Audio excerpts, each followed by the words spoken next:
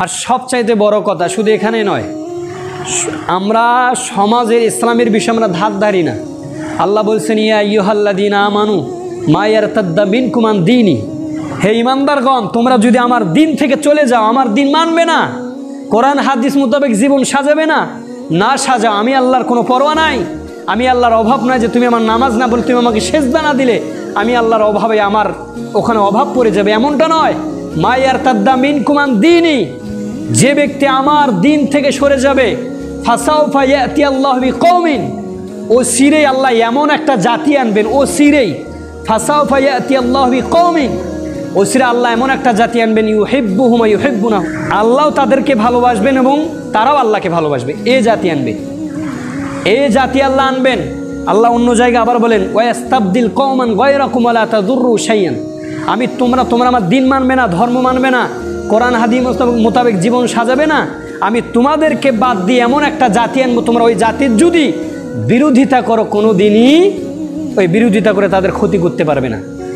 আল্লাহ আবার অন্য জায়গায়, কথাগুলো কেন বলতেছি শোনেন, আল্লাহ আবার অন্য জায়গায় ওয়াইন তাতাওয়াল্লাও, যদি তোমরা আমার কাছ থেকে মুখ ফিরিয়ে নাও, কোরআন থেকে মুখ ফিরিয়ে নাও, আমার মসজিদ থেকে মুখ ফিরিয়ে নাও, হাদিস থেকে মুখ ফিরিয়ে নাও, যদি ওয়াইন তাতাওয়াল্লাও ওয়াস্তাবদিল কওমান গায়রাকুম, আমি আল্লাহ তোমাদের পরিবর্তে এমন একটা জাতি আনবো, ওই জাতিটা কি লা ইয়াকুনা আমসালাকুম, ওই জাতিগুলো তোমাদের মতো হবে না, মানে তোমাদের মতো হবে না যে তোমরা আল্লাহকে মানবে না, তোমাদের মতো হবে না যে তোমরা রাসূলকে মানো নাই, তোমাদের মতো হবে না যে তোমরা মসজিদ থেকে দূরে থেকেছো, এরা এমন হবে না, এরা আল্লাহকে ভালোবাসবেন।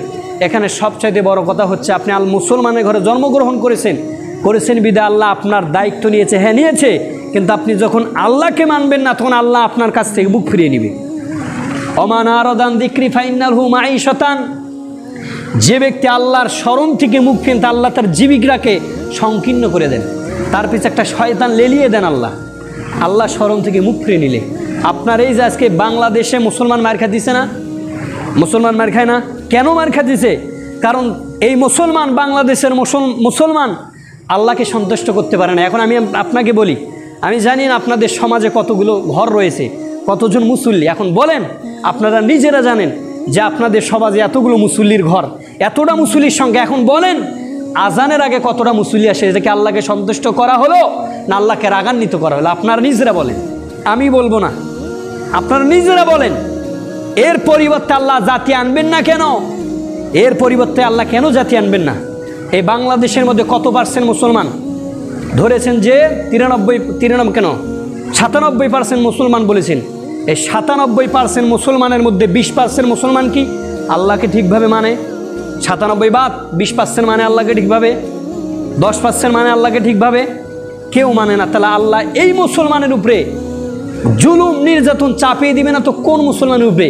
পৃথিবীর আনাচে কানাচে এমন একটা দেশ পাবেন না, এমন একটা পৃথিবী পাবেন না, এমন একটা দেশ পাবেন না যে পৃথিবীতে মুসলমান নির্যাতিত নয়। কেন? একটাই কারণ, ওয়াস্তাবদিল কওমান গায়রাকুম, আল্লাহ এদেরকে পরিবর্তন করে এমন একটা জাতি আনবেন যারা আল্লাহকে ভালোবাসবেন, আর আমাদের মতো তারা হবে না।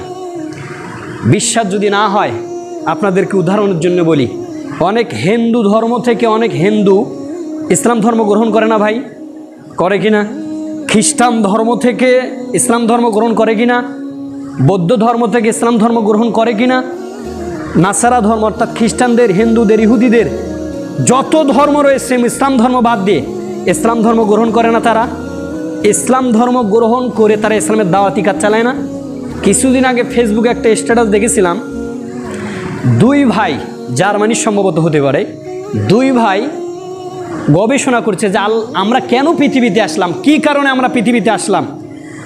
হিন্দু ধর্মের কিতাব পড়েছে, পায়নি, কেন পৃথিবীতে তারা এসেছে, কি উদ্দেশ্যে এসেছে সেটা খুঁজে পায়নি। খ্রিস্টান কিন্তু ওই দুই ভাই খ্রিস্টান। ইহুদি ধর্মের কিতাব খুঁজে দেখেছে, যত কিতাব রয়েছে তারা পায়নি যে কেন পৃথিবীতে তারা এসেছে। বৌদ্ধ ধর্মের কিতাব খুঁজে দেখেছে, সমস্ত ধর্মের কিতাব খুঁজে দেখেছে যে কেন পৃথিবীতে তাদেরকে পাঠানো হলো, কি উদ্দেশ্যে, তারা খুঁজে পায়নি। শেষ পর্যায়ে তারা কোরআনকে হাতে নিয়ে দেখেছে যে কেন পৃথিবীতে আমাদেরকে পাঠানো হয়েছিল। আল্লাহ বলেছেন ওমা খলাকতুল জিন্না ওয়াল ইনসা ইল্লা লিয়াবুদুন, আমি মানুষকে আর জিনকে সৃষ্টি করেছি একমাত্র আমার ইবাদতের জন্য। যখন তারা দেখেছে মানুষকে ইবাদতের জন্য পাঠানো হয়েছে, পৃথিবীতে আবাদ করার জন্য, তারা সাথে সাথে খ্রিস্টান ধর্ম বাদ দিয়ে ইসলাম ধর্ম গ্রহণ করেছে। এমনকি জার্মানিতে তারা এখন ইসলাম প্রচার করে বেড়াচ্ছে। আপনি মুসলমান ইসলাম প্রচার করতে পারতেছেন না। আল্লাহ বলছেন, এটাই বলেছেন,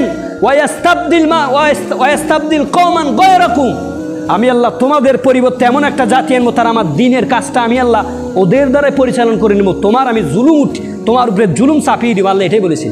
আপনি আল্লাহকে মানেন চাই না মানেন, আল্লাহর কিছু হবে না। আপনি বিপদে পড়বেন, আপনার উপরে জুলুম পতিত হবে, আল্লাহর কিছুই হবে না। আল্লাহর কিছুই হবে না। আপনি আল্লাহকে মানবেন না, আল্লাহ আপনার উপরে বিপদ চাপিয়ে দিবে, আল্লাহর কিছুই হবে না। এখন বোঝেন আপনি মানবেন কেন, এখন আপনি ডিসাইড করে নেন আপনি মানবেন কি না। এখন আপনি নিজে ভাবেন আপনি আল্লাহকে মানবেন না মানবেন না, আপনি রাসূলকে মানবেন না মানবেন না, কোরআন মানবেন না মানবেন না, মসজিদে আসবেন কি আসবেন না।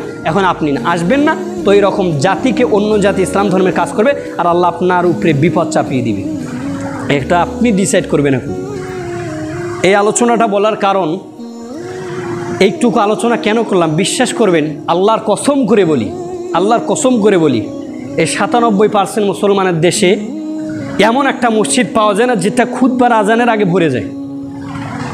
এক কাতার উপরে আমি কোনো জায়গায় মুসল্লি দেখি নাই, তাও এক কাতারের মধ্যে কতজন ফাঁকা ফাঁকা, এক কাতার উপরে কোনো মুসল্লি দেখি নাই। প্রত্যেকটা যতগুলো মসজিদে গেছে সবগুলো মসজিদেতেই এক কাতার এক কাতার এক কাতার। একবার এমনও মুসল্লি আসবে যে নামাজ শেষ, এক রাকাতও হয়ে গিয়েছে, ও এসে দাঁড় হবে, আবার ও সুন্নতও পড়বে না, সুন্নত না পড়ে চলে যাবে। মসজিদ ফাঁকা থাকবে কয়েকজন লোক, হাতে গোনা 20 থেকে 25 জন। 100 বা 150 জন মুসল্লির মধ্যে হাতে গোনা 20-25 জন থাকবে ফরজ নামাজ বা সুন্নত পড়ে যাবে। তাও কেমন, কোনো যুবক ছেলে থাকবে না, দাড়ি পাকনিওয়ালা লোক থাকবে, চুলে যে হাঁটতে পারে না চলতে পারে না উনিই থাকবে। এই জাতির আল্লাহ অধপতন দিবেন, এই জাতিকে আল্লাহ শাস্তি দিবেন, তো কোন জাতিকে দিবে? এখন ভাবেন ভাই আপনি কি করবেন। চলে আমরা মূল আলোচনায় চলে যাই। কথাগুলো কেন বললাম, এই কথা বলার কারণ ভাই এমন একটা মসজিদ পায় না যে এরকম ভরে যাবে, এই জন্য কথাগুলো বললাম।